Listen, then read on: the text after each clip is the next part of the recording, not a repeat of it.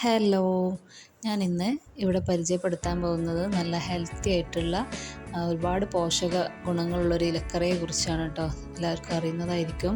Covid സമയത്തൊക്കെ ഒരുപാട് പേര് വീടുകളിൽ കൃഷി ചെയ്തിരുന്ന ഒരു ഐറ്റമാണ് മൈക്രോ ഗ്രീൻസ് എന്ന് പറയുന്നത്.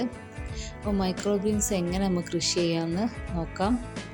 അതിനായിട്ട് ഞാനിവിടെ എടുത്തിട്ടുള്ളത് ചെറുപയറാണ്. ചെറുപയറിന് പകരം നമുക്ക് ഏത് വിത്തും, ഉലുവയോ കടുകോ അതുപോലെ കടല, ഏതുതരം വിത്തും നമുക്കിതിനായിട്ട് തിരഞ്ഞെടുക്കാം. അതിനായിട്ട് ആദ്യം ചെയ്യേണ്ടത്, നമ്മൾ തിരഞ്ഞെടുത്ത വിത്ത് വെള്ളത്തിൽ കുതിർത്ത് വെക്കണം. നമ്മൾ കറിക്കൊക്കെ കുതിർത്ത് വെക്കുന്ന പോലെ ഒരു ദിവസം മുഴുവനായിട്ട് വെള്ളത്തിൽ കുതിർത്ത് വെക്കണം. ഇനി നമുക്കിത് മുളപ്പിച്ചെടുക്കുകയാണ് വേണ്ടത്. ഒരു ദിവസം കഴിഞ്ഞതിന് ശേഷം അതിലെ വെള്ളം ഊറ്റിക്കളഞ്ഞ് വീണ്ടും നമ്മൾ ഒരു ദിവസം റെസ്റ്റ് ചെയ്യാൻ വെക്കുമ്പോൾ അതിൽ നിന്ന് മുള പൊട്ടി വരും. അപ്പോൾ ഈ മുളച്ച് വരുന്ന പയറിനെയാണ് നമ്മൾ സ്പ്രൗട്ട് എന്ന് പറയുന്നത്. സ്പ്രൗട്ട് തനിയെ കഴിക്കുന്നത് തന്നെ നമ്മളെ ആരോഗ്യത്തിന് വളരെ നല്ലതാണ്. ഏത് പയറുവർഗ്ഗവും നമുക്ക് മുളപ്പിച്ച് കഴിക്കുന്നത് നല്ലതാണ്. പിന്നീട് ഒരു ദിവസം കൂടി കഴിയുമ്പോൾ ഇതിൻ്റെ മുള ഒന്നുകൂടെ വലുതായിട്ട് വരും. ഇനി നമുക്കിതിനെ വീട്ടിൽ നമ്മൾ ഉപയോഗിക്കുന്ന ഏതെങ്കിലും ഒരു പാത്രത്തിലേക്ക്, പരന്ന പാത്രങ്ങളിലേക്ക് നമുക്കിതിനെ മാറ്റിയെടുക്കണം. ഇവിടെ ഞാൻ 2 ട്രേ ആണ് എടുത്തിട്ടുള്ളത്. ഇനി ഇതിൽ നമ്മൾ മണ്ണൊന്നും ഉപയോഗിക്കുന്നില്ല, മണ്ണോ അതുപോലെ വളം ഒന്നും ഉപയോഗിക്കുന്നില്ല, വെറും വെള്ളം മാത്രമാണ് യൂസ് ചെയ്യുന്നത്. അപ്പോൾ ഇവിടെ മുളച്ച് വരാൻ വേണ്ടി, അല്ല ഈർപ്പം നിൽക്കാൻ വേണ്ടി നമ്മൾ യൂസ് ചെയ്യുന്നത് ടിഷ്യൂ പേപ്പറാണ്. ടിഷ്യൂ പേപ്പർ ട്രേയിൽ 3-4 ലെയറായിട്ട് അടുക്കി വെക്കുക. ഇനി ഇതിൽ നന്നായി നനവ് നിർത്തണം. അതിനു വേണ്ടി വെള്ളം സ്പ്രേ ചെയ്ത് നനച്ചു കൊടുക്കുക.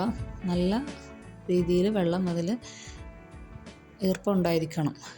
ഇനി നമുക്ക് ഈ മുളപ്പിച്ച പയറിനെ ഈ ടിഷ്യൂ പേപ്പറിൻ്റെ മുകളിലായിട്ട് നന്നായിട്ട് വിതറി എല്ലാ ഭാഗത്തും എത്തുന്ന രീതിയിൽ വിതറി കൊടുക്കുക. നമ്മൾ വിതറി കൊടുക്കുന്ന സമയത്ത് പയറുകൾ അടുത്തടുത്ത് വരുന്ന രീതിയിൽ ചെയ്യുന്നതായിരിക്കും ഏറ്റവും നല്ലത്. അങ്ങനെ ആകുമ്പോൾ നമ്മുടെ ചെടി നല്ല തിക്കായിട്ട് തന്നെ നമുക്ക് വളർന്നു വരുന്നതായിട്ട് കാണാൻ പറ്റും. പിന്നെ മൈക്രോ ഗ്രീൻസിനെ കുറിച്ച് പറയുകയാണെങ്കിൽ, നമ്മൾ സാധാരണ ഇപ്പോൾ ചീര, മുരിങ്ങ പോലുള്ള ഇലക്കറികൾ കഴിക്കുന്നതിനേക്കാളും എത്രയോ മടങ്ങ് പോഷക ഗുണം നമ്മുടെ മൈക്രോ ഗ്രീൻസിൽ അടങ്ങിയിട്ടുണ്ട്. അങ്ങനെയാണ് പഠനങ്ങൾ തെളിയിച്ചിട്ടുള്ളത്.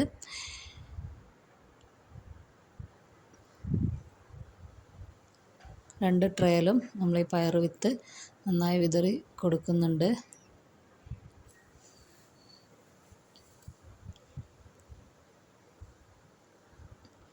എല്ലാ ഭാഗത്തും വരുന്ന രീതിയിൽ നന്നായി പരത്തി കൊടുക്കുക. പിന്നെ ഇടയ്ക്കിടയ്ക്ക് വെള്ളം സ്പ്രേ ചെയ്ത് കൊടുക്കണം. ഇതിലെ ഈർപ്പം നഷ്ടപ്പെടാൻ പാടില്ല. ഇനി നമുക്ക് ഈ ഒരു ട്രേ നമുക്ക് ജനൽ സൈഡിലോ അല്ലെങ്കിൽ അധികം വെയിൽ തട്ടാത്ത സ്ഥലങ്ങളിൽ നമുക്കിത് വെക്കാം. 5-6 ദിവസമാണ് ഇതിൻ്റെ ഒരു വിളവെടുപ്പിൻ്റെ സമയം എന്ന് പറയുന്നത്. നമ്മളിങ്ങനെ വിത്തുകൾ വിതറി വെച്ചതിന് ശേഷം 6 ദിവസമൊക്കെ കഴിഞ്ഞ് ഇതിൽ ഇല വന്ന് 2 ഇലകൾ വരുന്ന ആ ഒരു ക്രമത്തിൽ, ആ ഒരു സമയത്താണ് നമ്മളിതിന് വിളവെടുപ്പ് നടത്തുന്നത്. എല്ലാ വിത്തുകളിലും എപ്പോഴും നനവുണ്ട് എന്ന് നമ്മൾ ഉറപ്പ് വരുത്തണം.